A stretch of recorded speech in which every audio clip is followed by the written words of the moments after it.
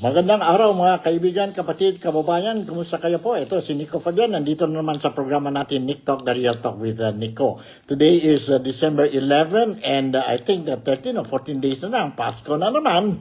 And ready naman tayo. Maskin paano, we have to celebrate ang Pasko natin this month. Pagdating ang December 25, masking paano po, masking mahirap ang buhay natin, but tradition na ito talaga, this is a normal practice of all Filipinos that we celebrate.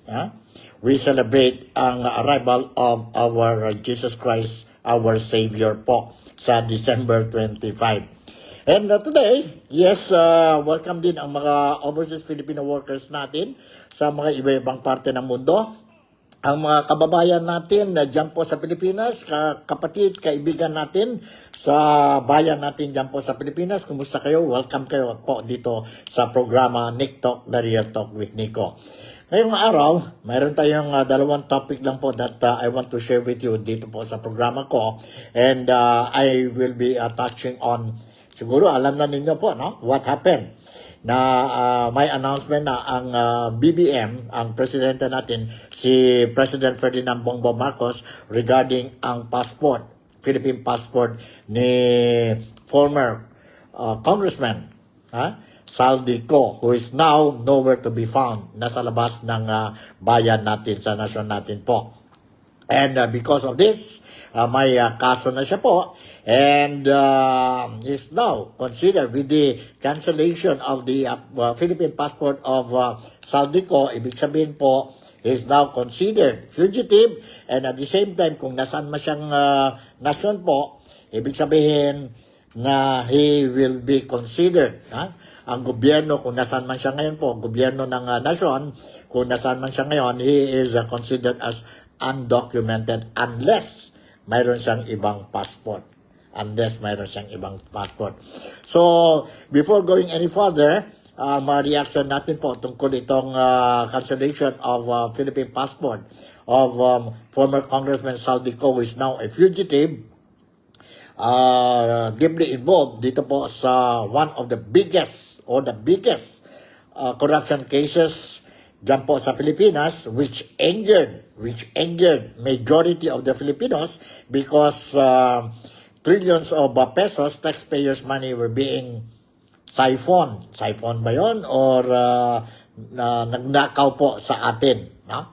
Dahil yan po sa flood control projects, may mga projects, ghost projects, substandard projects, and of course, ang national budget natin po of 2025, 2026, mayroon pa mga big question mark, 2024. National budget po, which is deeply involved ang former Congressman Saldico. And because of these malpractices, is likely to be faced itong mga malversation charges and also plunder po. Plunder. And when we talk about malversation and plunder, it means there is no bail. Ibig sabihin, kung nahuli sa kanya, diretso sa kalaboso, behind bars, and he will remain behind bars while awaiting for his trial in the event he will be arrested or brought back to the Philippines.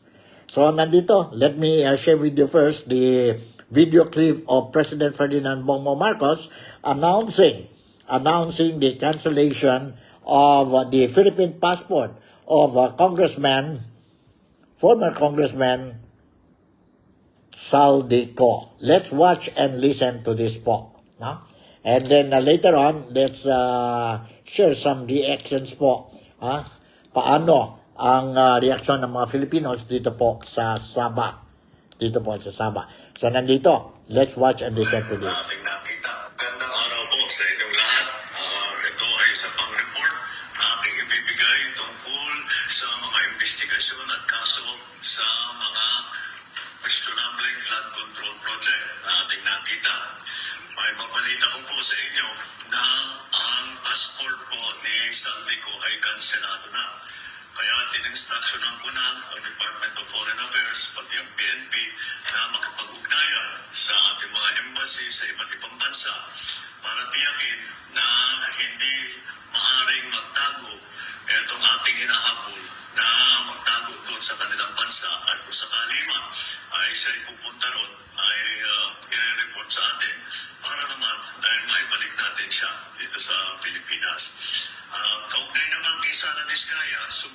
siya kahapon sa NBI at nasa kustodya na siya ng NBI. Inaantay ang formal na paglabas ng kanyang warrant of arrest. Kaya nakikita po natin, maganda naman ang takbo ng proseso at yung ating mga hinihilaang na kasama dito sa ganitong klaseng sindikato ay haharap sa justisya. Asahan po ninyo na patuloy pa rin ang ating investigasyon, patuloy pa rin ang ating pagpila ng mga kaso upang tiyakin na ang mga guilty dito sa ganitong klaseng skandalo ay haharap sa batas at bukod dyan ay maibalik ang ninakaw na pera sa taong bayan. Maraming salamat po. Alright, yun po ang announcement ni President Ferdinand Bongbong Marcos po tungkol sa cancellation of Philippine passport ni former Congressman Saldico. So what's next? What's next po? I was made to understand and it was officially announced that the President of the Philippines, si Junior, has already instructed the Department of Foreign Affairs as well as the Philippine National Police to coordinate with the embassies, different embassies outside the Philippines, to coordinate and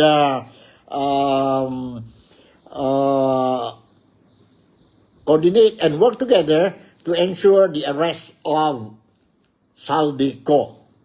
Saldico po. But the problem is, ang problema dito po ngayon is that kung may ibang passport si Saldico po, ibig sabihin po, he will still remain at large. Free pa rin siya po, maskin kanselado na ang Philippine passport ni Saldico. So if you have dual citizenship po, ang holder ng dual citizenship, for example si Saldico, na-cancel na ang Philippine passport na po, but mayroon siyang iba pang passport from another country po, it is not of the obligation of Saldico to inform the Philippine government na mayroon siyang dalawang passport unless he wants to return back his Philippine passport po, his Philippine citizenship po. Then only he will inform ang authorities natin, ang immigration, ang Department of Foreign Affairs, or any other authorities when it comes to this issue. So yun po, ang problema ngayon po, whether kaya ba ang Pilipinas to arrest him po.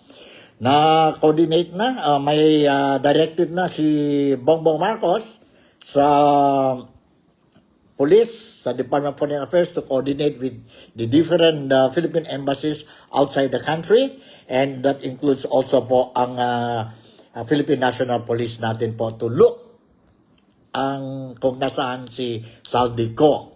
And definitely we are looking at, a lot of people are looking at whether may coordination ba sa Interpol. Definitely po, mayroon na coordination sa Interpol po, but whether the government, kung nasaan man si Saldico po, whether the government dyan po sa host country niya po will cooperate. So far, narinig natin po, so far po, there is four only countries that Saldico can go po, na wala tayong treaties. Walang treaties ang Philippine government. It means wala tayong coordination when it comes to extradition of Filipino nationals po, Kung fugitive sila, then itong country po with the treaties with the Philippines po, now they are obliged to cooperate and extradite, ibalik ang tao or ang fugitive, ang wanted person po sa Pilipinas. So far, may 4 na country po na wala po. So most probably, pwede din sa 4 countries po, pwede din magtago si Saldico. Ano-ano yung mga 4 countries? The 4 countries are, 1 is Russia. 1 is Russia. Pwede pumunta dyan po si Saldico. And the other one is China. Pwede din siya po pumunta dyan po. And the other one, the third one is Portugal. He can also go to Portugal and stay there, and Maskin alam na ang Philippine government na nasa Portugal siya po, but they cannot force or request the Portugal government to bring back si Saldico sa Pilipinas. And the fourth country po, which is very near to the Philippines, is ang Malaysia po. Pwede din siya dito magtago sa Malaysia kasi hindi obligado ang Malaysian government to return si Saldico sa Pilipinas dahil wala tayong treaties. Hindi tayo nag-sign treaties sa Malaysia po, sa Portugal, sa Russia, and China. So these are the countries po. But so far, may mga balita na they spotted si Saldico dyan po sa Spain. There is a possibility or mga haka-haka din po na nasa Portugal siya po. But we never heard about kung nasa Malaysia siya po. This news hindi lumabas po na he was spotted dito sa Malaysia. Kung nasaan man siya ngayon po, we don't know. And what will happen? What will happen po? Paano ang si Junior, ang presidente natin, si BBM, how will he be able to be successful in arresting, bringing Saldico back to the Philippines and let him face the music sa korte po. Sa korte. Now, the other question is, are we expecting na more, maglabas na naman ang mga video clips ni Saldico?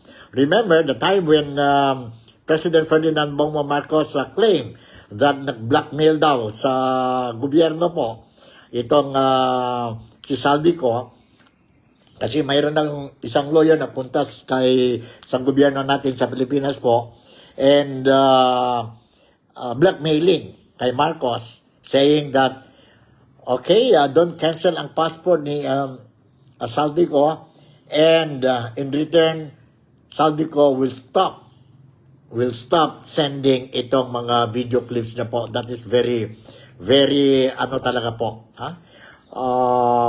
shaking talaga ang mga revelations niya po. So are we expecting anytime soon ang mga video clips, tuloy na naman ang mga video clips, video revelations ni Saldico? Because for the past, I think that was November 26 ang last video clip ni Saldico po, wherein he even implicated ang first family. First family po. Ibig sabihin, si Presidente, si First Lady Liza, ang anak niya po, si Majority Leader ng House of Representatives, si Representative Sandro Marcos. Involved po sa itong flood control projects po, anomalies. So, let's see po kung ano talaga ang mangyari ngayon. So, I will continue to monitor itong mga updates natin na tungkol dyan po sa sitwasyon ni Saldico and ang mga coming up steps to be taken by the Marcos administration po regarding the issue. Pagdating naman sa updates sa tungkol sa sino-sino po will be arrested and put to jail or will be behind bars before Christmas, narinig natin po, sabi ni BBM na nag-surrender na si Sara Diskaya. Before lumabas ang warrant of arrest ni Sara Diskaya, siya lang mismo po nag-surrender na sa NBI. And ngayon, nandoon na siya under the custody of the local authorities po. And definitely, she won't be able to go out anymore po until, tuloy-tuloy na yun ang kaso sa kanya po. Ay, malversation, may plunder, ganito po. So, ibig sabihin po, let's go back yun na cancellation of passport. Yesterday, sa video o sa programa ko po dito sa Nick Talk, The Real Talk with Nico, I mentioned about, noon, 2-3 weeks ago, sabi ang DILG, si Jovig Remulla, na he mentioned during an interview na na-cancel na daw po ang Philippine passport ni Saldico. Most likely daw po, no? Most likely na-cancel na po. So, ibig sabihin, kahapon, when President Marcos announced na na-cancel na at 5 p.m. yesterday po, yun lang po talaga ang totoo na-cancel ang passport ni Saldico, Philippine passport ni Saldico. In other words, yun mga statement made by some local authorities, especially ang DILG, na na-cancel na po, hindi yun totoo. Hindi yun totoo po. Can we say it haka-haka? Can we say it fake news? We don't know po. No? But apparently, now confirm po, it's only kahapon, only yesterday afternoon, the Department of Foreign Affairs, no? At Immigration or whoever po, officially canceled the Philippine passport of Saldico. Yun po. Yun ang katotohanan. So let's see what will happen po. Let's see what will happen. So sana lang po, no? We would like to see kung they will be able to arrest si Saldico and bring him back to the Philippines and face sa korte po ang mga allegations sa kanya po. Let's see if that can happen or will happen po. Because there are a lot of people were saying also, duda sila po, no? Baka drama na naman ito. And they won't be able to locate ito si Saldico. And it will drag. Drag lang po itong case ni Saldico. And ang mga small fish po will be detained. Ayaw namin po. In fact, we appreciate na at least mayroon something is moving po. Pero mahina talaga po. Kasi itong mga kaso po, and those issued with arrest warrant po, ang mga maliit na isda lang. What we want to see, na ito talaga ang mga masterminds. With extra po, masterminds po. That is what we want to see. Is it possible na involved talaga si Presidente Marcos, First Lady, si Congressman Sandro? Involved ba talaga ang mga earlier mentioned names, mga secretaries ng kabinete ni Presidente Marcos? Ang mga senador mentioned, ang mga congressman, ang mga top government officials po, at saka ang mga contractors. Sa ngayon po, we cannot see big fishes po. But tuloy na tuloy pa rin ang pangako ni President Marcos that he will make sure na masking sino daw po, kapamilya, kaibigan, kasosyo, or anybody, basta may ebidensya na involved sila po, si BBM will make sure na they will have to pay for the crimes they have committed, at saka ang mga pera po na wala, nagnakaw, it will be returned to the Filipinos, to the taxpayers po. Sana lang totoo. Let's see po. Let's see what will happen next. Alright? So, yun. The other issue that I want to touch is, sandali lang ito po, no? I just want to touch itong Sulu claim, ng Sabah claim po, saka ang Malaysia. Na lumabas na po ang desisyon, no? Lumabas ng desisyon po regarding itong sabihin natin desisyon yung korte ng na Paris Court of Appeal, no? Regarding, remember itong 14.9 billion US dollar or 61.38 billion ringgit, no? Na award sa Sultan of Sulu by the Spanish court. Nagiging hot issue ito po. Ngayon, klarong-klaro po, mayroon na final decision. And this is the news that I want to share with you po. In passing na lang ito, no? Okay, the Paris Court of Appeal has annulled the 14.9 billion US dollar or 61.38 billion ringgit final award involving the so-called heirs of defunct Sulu Sultanate and ordered them to pay 200,000 pounds or 957.140 ringgit in cost to Malaysia. Law and Institutional Reform Minister Azalina Othman Said said that according to the court judgment obtained by Putrajaya, the arbitration award was nulled as Spanish arbitrator Gonzalo Stampa lacked jurisdiction to render the final award to the claimants on February 28, 2022. There being no valid arbitration agreement binding Malaysia. Malaysia trusts this victory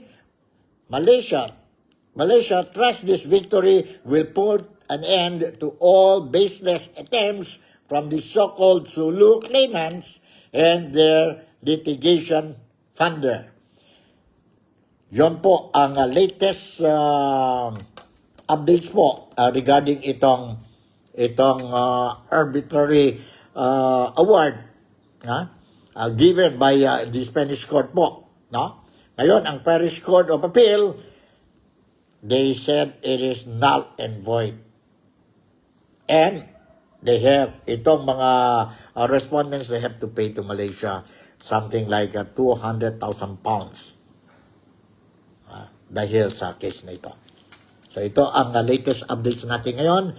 And tingnan natin po what is ang mga latest updates din po sa Pilipinas tungkol sa flood control projects, anomalous deals, as well as itong ang national budget. National budget natin 2024, 25, 26. 26 may malaking questions pa po. And tomorrow, December 12, mag-start na po ang BICAM meeting po, no? Wherein ang Kongreso, mga appointed representative ng House of Representatives and ang appointed representative ng Senado po will be sitting down, meeting to discuss ang BICAM, ang National Budget 2026. After that meeting, it will take for a few days po. And then, whatever, mayroon silang mga disagreement po, they will solve it. And then, the document, the budget will be submitted to the President for further scrutiny and subsequently approval from the President para ma-implement na po itong 2026 National Budget or itong General Appropriation Act or GAA. So, it will be starting tomorrow. We can see it po publicly po kasi may hearing yun po and the hearing is open to the public. Ibig sabihin, it will be covered by the media. I will be monitoring yan and whatever sabihin natin updates or developments po, I'll make sure na kayo, mga followers ko po, you will be properly informed. So in the meantime, maraming salamat for taking time, making me a part of your day-to-day. Ingat kayo lahat. And stay tuned lang dito po sa programa natin. Malaysia, Sabah, the Philippines, God bless us all. I'll see you again in my next episode. Bye and I love you all.